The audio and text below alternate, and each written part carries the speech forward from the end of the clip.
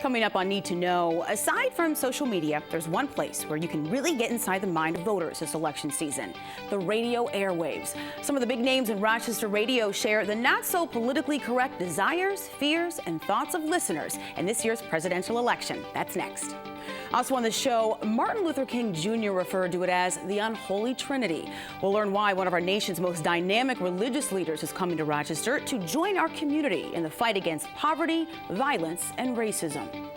And your perception of mental health conditions may be challenged, the work of a Seneca Falls painter. Don't miss her inspiring story of confronting mental illness through art. Need to Know starts right now.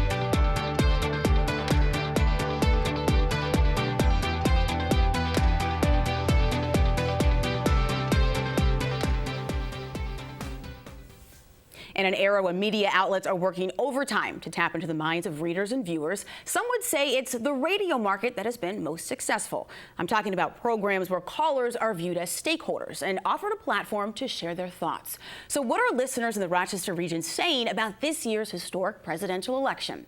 Joining me in the studio to share their unique perspectives are Rain Ogden Baylor, co-host and music director for the WDKX Morning Show, and Evan Dawson, host of WXXI's Connections with Evan Dawson.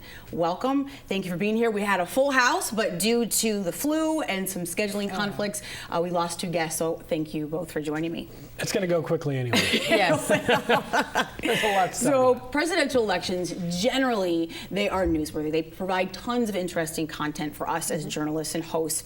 But I want to know, was there a point for both of you when you thought to yourselves during this election cycle, my goodness, this time it's different, based on perhaps some of the feedback from the audience, the type of dialogue that you were having? Immediately. I think you notice the difference because social media is playing a big role this time, and this election is unprecedented. It's so unique, and I think the reaction from folks who are on social media and the callers, the listeners, even through text, we get a lot of comments that people are a little worried. Yeah. They're a little worried and a little concerned because it's turning into more of a mudslinging contest than let's address these real issues that we're having right here in America right now. I think there was a moment that was the signal that this was different that I might have missed because I didn't take it seriously. And that's when Donald Trump said I could stand in the middle of Fifth Avenue and shoot somebody and I'd still get, no one would leave my support. And it turns out, we laughed at that, he was right. 35% of this country, tens of millions of people are going to vote for him, even if it comes out that he has in fact raped women. We had a representative from Texas, a congressman, say on MSNBC the other night, even if he was caught on tape bragging that he raped women, you know, I'd have to hear a little more context. I'm not sure I could pull my support. We are in weird times right now. These candidates have historically high negative ratings. And yeah, so maybe that was the moment that we should have taken more seriously, because here we are weeks away from Election Day. And we are not talking about the things we should be talking about: inequality, you know, all kinds of different relationships across cultures and our communities, foreign policy. We've got a very sort of unstable situation in many parts of the world. Are we really talking about that? No, we're talking about decades-old allegations and people coming forward to share their stories. And I'm not at all blaming the women, by the way, who've come forward this week. I can't blame them at all. But I'm saying, if that's your candidate, that's what we have. We're not talking about the issues. Right, right. You both said the issues we're not talking about. The Pew Research Center says the top issues of this election year are the economy, terrorism, foreign policy, and healthcare, and that's followed by gun policy and immigration. Based on your listeners, and Rain, you mentioned they're worried because they're not talking about the issues. Right. Are any of these things reflective of what your listeners do want to discuss, are worried about, do want to address when we have these debates? Yeah, of course. I think we want to hear more of a concern that, you know, right now in this nation, when it comes to the interaction with police, we have a problem. We have a problem with the educational system. We have a problem with poverty, child poverty, and we're not addressing these issues at all. And I think, you know, on a local level we may be, but on a national level where we can actually get the federal funds to help us in our community and communities across the nation, it's almost like there's no talk at all. This is such an important point she's making, because this is exactly the issue that our listeners are saying they're frustrated with, because there's such a sidetrack to this strange sideshow of an election that, for example, take the Tulsa shooting. You know, you had a man shot and killed by a woman who's now been charged. Right. But on that tape, you heard an officer say, you know, that looks like a bad man. Why does he look like a bad man? Because he's a tall black man walking slowly. We should have had a national conversation about that, and we should sit down with Tim Kaine and Mike Pence and Hillary Clinton and Donald Trump, whoever's running, and ask them to speak more in depth about it. Instead, at a debate, it comes up a little bit, and you get sort of a boilerplate answer that I'm pro-police or I'm concerned about these, and then it moves on. We don't really drill into it in depth, because now we got to go back and talk about a tape from Access Hollywood in 2005. Or take the economy. We've got income inequality at really rough levels. I mean, we go back before World War II. This is the most income inequality we've ever had. Are we really talking about what happens there? Well, this tape comes out of Hillary Clinton from February talking to donors during the primary, where she kind of gave a really clear-eyed view of how she viewed Bernie Sanders and his supporters. I'd like to talk to her more about that. Are we doing that? No, because we're in this diversion. So I think people are frustrated by that right now. These tapes, these emails, they've all caused this strain in terms of trust and the level of trust that the general public has with both of these candidates. And I want to know, you have the ears of very large demographics here. What would it take, based on what you're hearing when you're talking to callers, to really develop trust when it comes to these presidential contenders? That is a very interesting question, because at this point, I don't think they can do it. And from I agree. listeners today, even calling in and texting in, they're saying that is the thing that they fear, the fact that they don't trust either candidate. It's not one candidate, but both candidates. And I think that's a scary thing for most voters out there, because they want to feel like someone cares for them. They want to feel like, well, I can trust you even a little bit. There is no trust there whatsoever. And with the allegations coming out with Donald Trump now, you have a lot of women that are like, I really fear if he gets into the office. On that, before you go, Evan, quick question. Do you have listeners saying, based on that, I'm not voting? Like, why should I go to the polls? We're hearing that now more and more, and we're trying to put the word out. You know, as radio hosts, we have sort of a responsibility to at least encourage people to get out and vote, still exercise your right, because it's very important. Even if you feel like, I don't want to vote, we're hearing that's becoming the common theme. You still should exercise that right, because people still need to know how you feel about things. And if you don't exercise your right to vote, there is a huge chance that the person that you don't want to get into office will get into office. But I think, to Rain's point, there is a frustration that whoever gets into office, they're not going to have trust for. Exactly. We've never seen negative ratings and lack of trust ratings in the two major party candidates as high as right now. And look, I know there's a lot of Hillary Clinton supporters who may be watching right now who may not like hearing that, but that is what the country, that's what the numbers say. And she's so well known. Some of this is really unfair to her. Some of it I think is fair. But she's so well known that I think Rain's point, it's going to be hard to ever move that needle back. That's why Andrew Sullivan, for example, a conservative writer who's been an Obama fan and deeply concerned about a Trump presidency, says he's voting for Hillary Clinton, but he's exhausted already because we're redredging up all of these old battles. This isn't a Marco Rubio versus Julian Castro or new, fresh candidates. This is dredging up decades-old stuff, and whoever wins, you're going to get 4 years of that. Right. And I think there's a fatigue already. Donald Trump says he wants to make America great again. Hillary Clinton wants to emphasize that America is already great because America is good. Yeah, it is great. Based on the calls from your listeners and your feedback, I want to know, do you get the sense that people have any sense, a little bit of optimism, are hopeful if their person will get elected? Is there any sense of that? Because this has been so permeated by pessimism this election season. I have not seen any optimism. Wow. From our listeners, from our callers.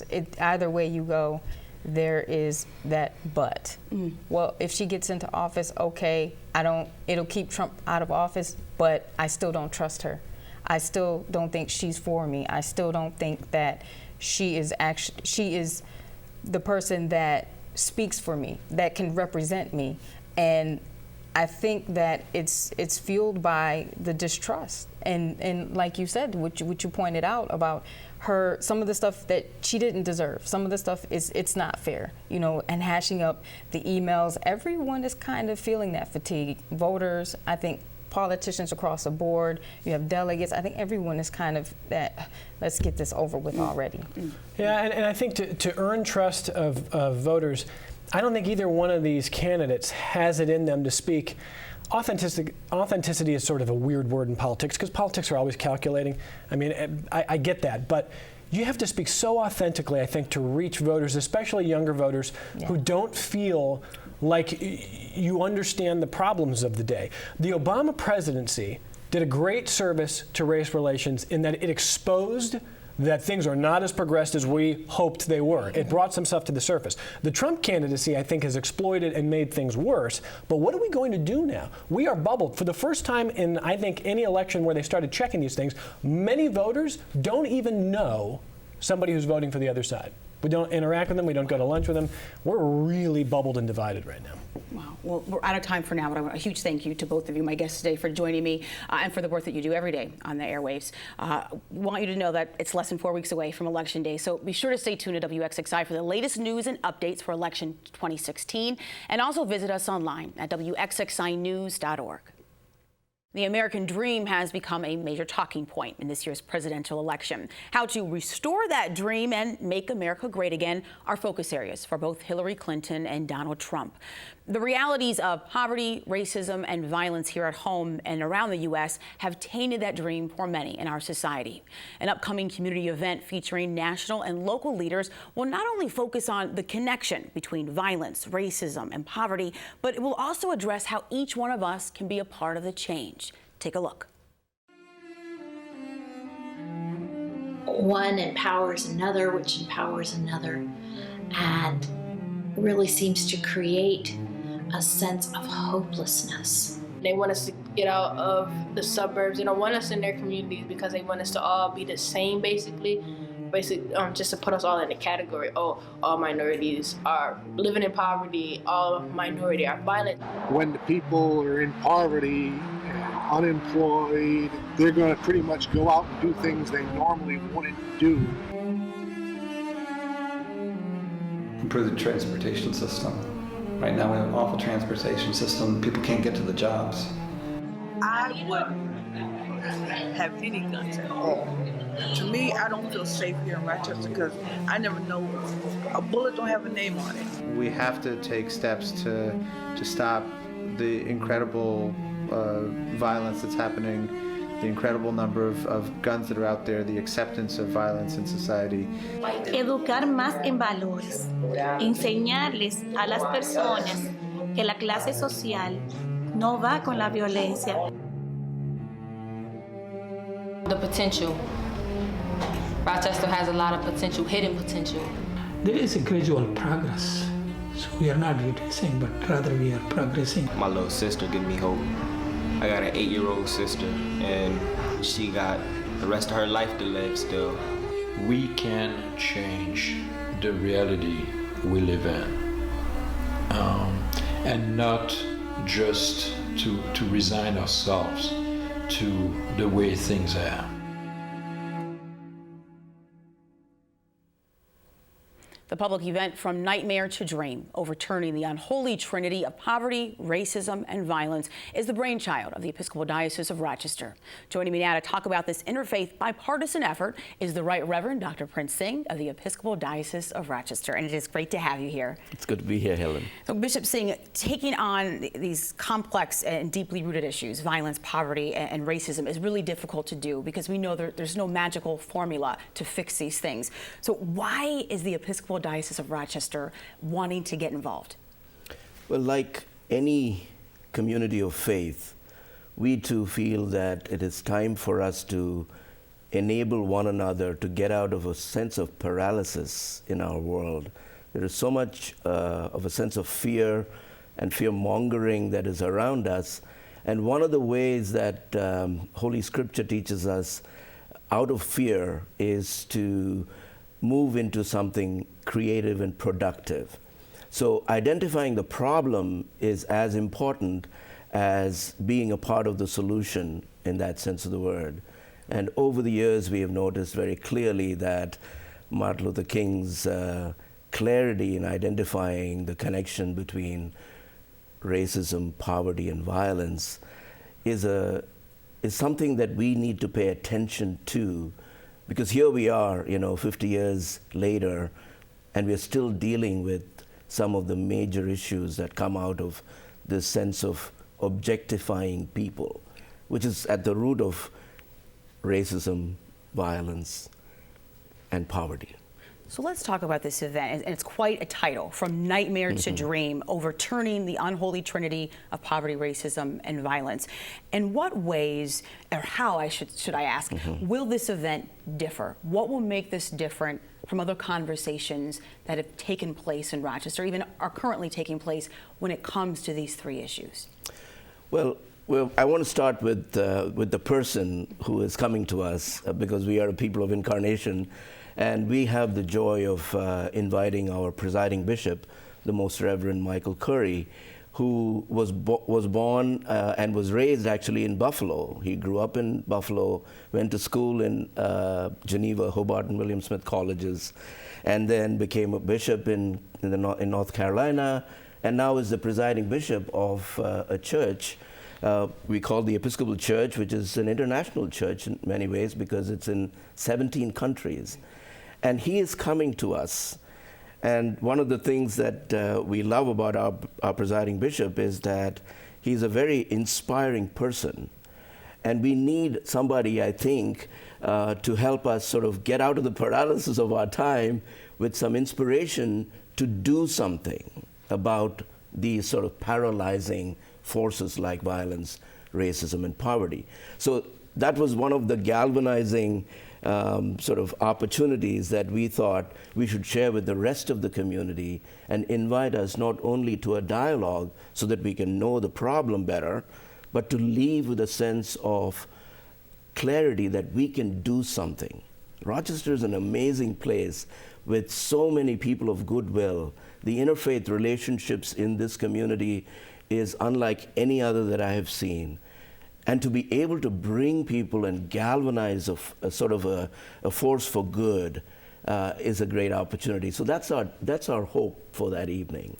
We're living in a time when people aren't connecting to religion as they did when my parents were young. For example, the religiously unaffiliated, that group is the second largest religious group in our country. So is bridging that gap a sub-goal for the church with this event in any way? Is there a message for people who will be watching right now and say, I'm not affiliated with any religious background, so why should I come and participate in something like this? Well, I think you're absolutely right. There's a core sense of people wanting to be part of healing what is hurt. So regardless of religious affiliation, we are going in for the sense of a movement where there is a movement of people wanting to do good things and not necessarily go for the institutional religious aspect of who we are, and we recognize as an institution that we have to change. We have to be a lot more present in and where people are hurting so that we can make connections that are actually relevant to our time.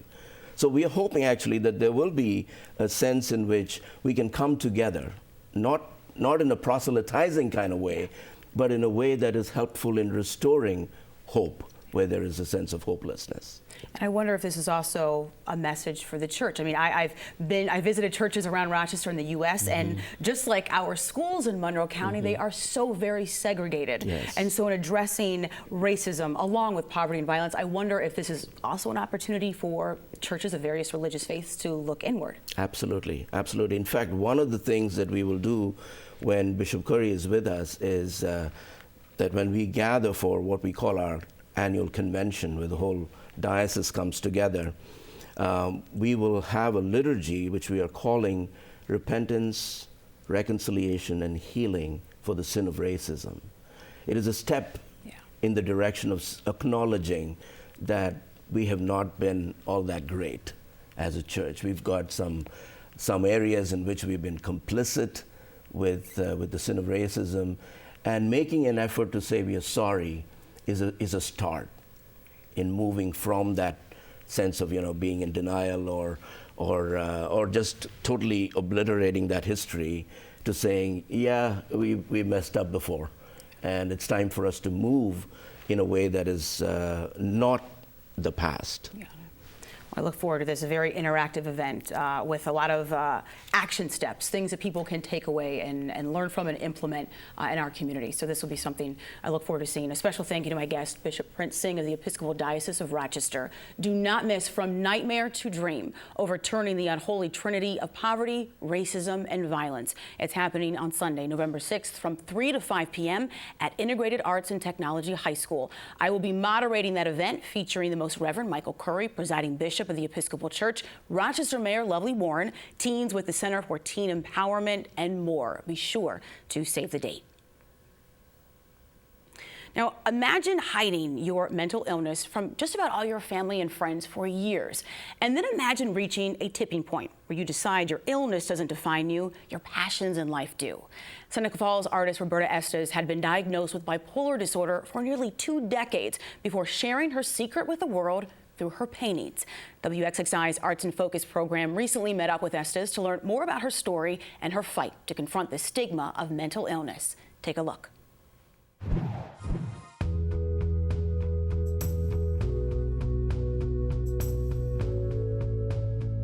My name is Roberta Estes, and I am an artist who is currently living and working in Seneca Falls, New York. This exhibit is called Distraction Abstraction, a Bipolar Odyssey, and it really speaks to the fact that I am coming forward about being bipolar and having bipolar disorder. I was diagnosed about 20 years ago. Being bipolar does not hinder me or limit me, but not knowing that I was bipolar and then finding out and keeping it a secret has been incredibly constricting. I think a lot of it has to do with our perception as a society when it comes to mental illness. No one would say anything about a cast on a leg, but yet we look at mental illness and we think, well, is it something I should be afraid of? Is it something that doesn't even exist? It doesn't show on the outside. So for me, it was just reaching a tipping point in my life where I said, I'm tired of the secrecy, I'm tired of being ashamed of who I am, and more importantly, I'm tired of being defined for something that really is just one component that makes up who I am. And this exhibit really helped me to express the feelings that I have about secrecy and why it shouldn't be that way with any mental illness.